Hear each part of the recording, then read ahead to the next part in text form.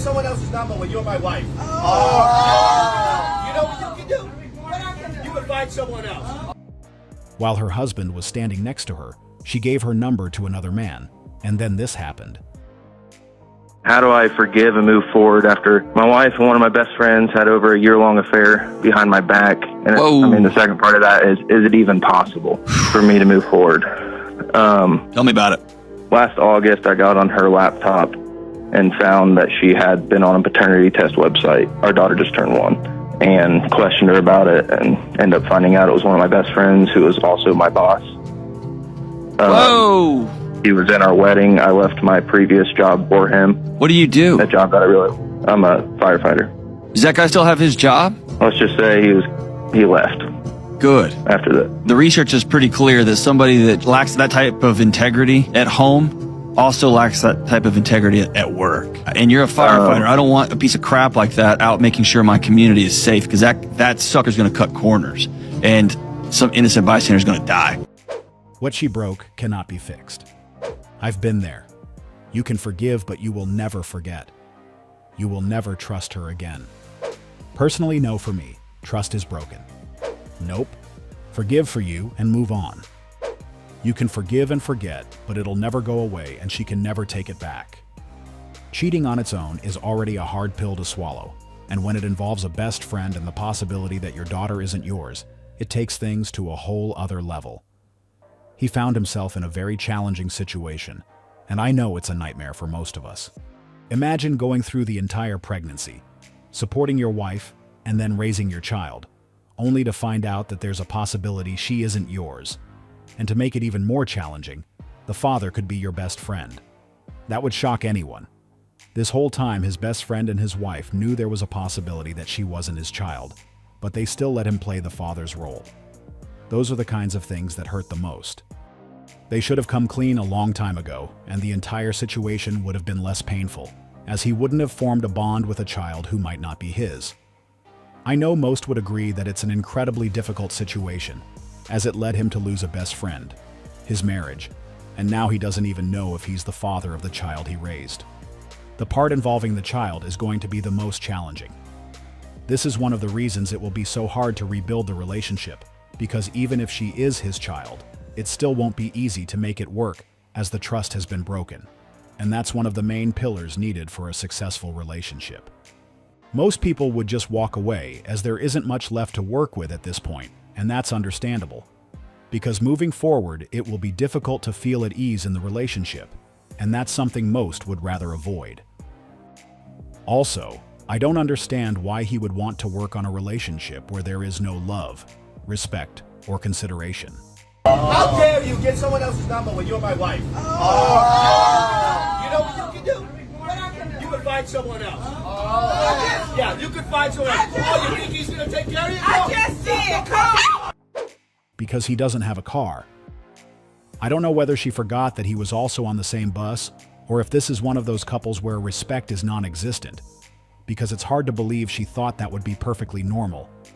How can you feel comfortable showing that level of interest in someone else to the point of giving them your number when your husband is sitting right next to you? From this episode, I'm sure he'll have a lot more questions, which certainly won't help the situation.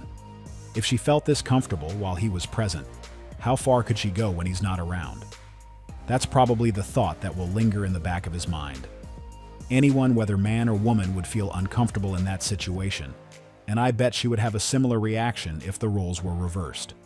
This is a clear sign that your spouse is looking for a better option, and that's not what's expected from someone in a committed relationship. His decision to remove himself was a wise one, because no one wants to stay committed to someone who is actively seeking an upgrade. Where the hell you going, Joe? Get me off this damn. You ain't paid me my money. Get me off this goddamn. You ain't damn. paid me my money. I'll get you off this camera when you give me my money. 15 minutes, 125. You know the drill. How many times a week we meet up, Joe? This time? This time, really? You think we finna? No, I'm sorry. Your wife gonna see this. Your wife is gonna see this. Pay me my money or get a divorce. Which one is gonna be? Get me off that damn. Which one is it gonna be? Get me off that damn. She's gonna know. Get me off that damn. 3-4 times a week he here, y'all. Facebook, he's here meeting with me in this room. Yeah. Get me off that damn. No, I'm not getting you off for nothing. Everybody gonna know about you. Run me my money. I ain't got time for this. You know my money is valuable. I'm sorry. You know my time is my money, and how I explain my time with you? I gave you $200 last time. And you got $200 worth of pleasure the last time too. Let me pay you when I get home. No, Right? no. You ain't gave me nothing extra. You got extras. I'm sorry. No, absolutely not. I can't. This ain't happening. You're not leaving, Joe. Get me off that damn camera. No. Get me off When you give me my money, I'll get you off the camera. You're getting a divorce. What you're gonna get is a divorce. Get me off that damn Everybody camera. on Facebook is gonna see this. Yes, his name is Joe. She'll know who you are. Everybody might not know, but she will know. She will know. You know, when you give me my money, that's all you gotta do. Just give me my money. Get me off the damn camera. Give me my. I know a deacon's suit when I see one. The wife will recognize that red bow tie because she bought it. Don't talk, your voice going give you away. She know that suit and that voice, Joe getting a divorce. I don't know why he was worried about not showing his face when his whole outfit was fully displayed. He is wasting his time if he thinks that his wife will need to see his face to recognize him, because that suit alone gave the whole game up. There aren't many of those outfits available, and I know for sure she won't miss that uniqueness. She won't have doubt. No, but seriously, gentlemen, where can a woman find a loyal man? I feel like every man out there either has a Snapchat or has a mistress, and I just want a loyal one. At their house, chillin' in the garage. How difficult can that be for you? Probably enjoying his life or playing golf. I was loyal for 50 years, but she cheated on me, so where can a man find a loyal woman? I truly believe that most women who make this type of video aren't actually serious about it. Many of them miss the attention they used to receive, and that's what they're really seeking. It's not genuinely about finding someone to connect with. If it were, they would have already connected with some of the guys who are still stuck in their friend zone or sitting in their unread DMs. As we can see, she is fairly attractive and shouldn't have any trouble finding a suitable partner, which is why her video makes even less sense.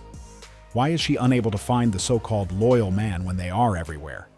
Or perhaps she's searching for a unicorn, a single 6-foot Chad, making 6 figures and driving a Lamborghini. That's more likely the case, and it's one of the reasons many women are still single.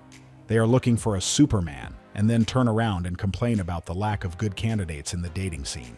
I have a question for all the ladies out there, because I can't be the only one who's experiencing this lately. Nowadays, when you go out, are men just really weird? I feel like as the times progress, men are becoming more and more like, qu'est-ce que c'est, bitch made. Men not approach women anymore, or am I just ugly or something? Because why is it that every time I'm out, this is what I see? That's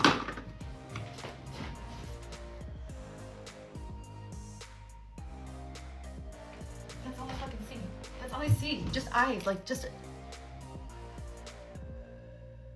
they don't even fucking blink. So fucking creepy and off-putting. They don't even ask for your number. They don't even ask for your name. They don't even ask for the most I get asked for is my IG or my Snapchat. Recently a guy could not stop staring at me, and we had a mutual friend, and he asked her for my IG. And I hate that, because I feel like Instagram, if you go straight off the bat, straight into Instagram, instead of getting to know me, texting, taking me out, you're just watching my stories, you're watching what I do for work, you're watching, you're gonna perceive me, versus actually getting to know me, because social media, that's what it is. It's a perception. If you watch my TikToks, you're perceiving me. And I feel like that's so pussy, that's so bitch made. Why don't you just talk to me? I know it's not that hard, because back in the day, I used to get at men. Back in the day, I used to be the one write my number down on a napkin in the bar and have it handed over to a guy, be like, hey, you're really fucking hot. And then that ends up being my man for 3 months. I've stepped away from my masculine energy, so I'm not doing that anymore. I don't chase, I attract. But even then, nobody approaches anymore. Am I the only one? Do you guys get approached when you go out? Yes or no? Because I don't know if it's a thing. I just think men nowadays are just really, they're thinking too, I don't chase, I attract. It's, no boy, you need to fucking chase. Please, put your running shoes on, chase me. I'm just really confused. I see a fine ass guy and he'll never approach me. He'll never say anything. And then I have to hold myself back because you miss 100% of the shots you don't take. But then I'm if I have to approach him, then it's not gonna be worth it. I want a guy who's confident enough to talk to me and like to want to get to know me and not ask for my IG and like not want to be on social media, like just to like want to get to know me? Like, is that like so fucking hard? Like, y'all, if you are taken, if you have a good man, like just hold on tight, because these streets are fucking cold. This was the most important thing she said in her entire video. And those who choose to ignore that message are doing themselves a disservice, because things really aren't easy. Only those who are honest about their experiences will speak the truth. And as we can see, she chose to do just that. Unlike those who pretend that finding someone is as easy as a walk in the park, even though they know that's not the reality. So, as she said, hold on to the person you have by your side and work through your issues, because replacing them isn't as simple as many people think. Like, it is blistering cold out here, all right? It is harder than ever, I feel like. And it's not because I'm 30. I thought when I get 30 it'd be easier. It's harder than ever because men, as we progress, are, I don't even know what they're becoming. No, baby, they're all in their princess era. You look expensive, and they are broke. They can't afford us, babe. They're intimidated, babe, look at you. Girl, same, this generation is cooked.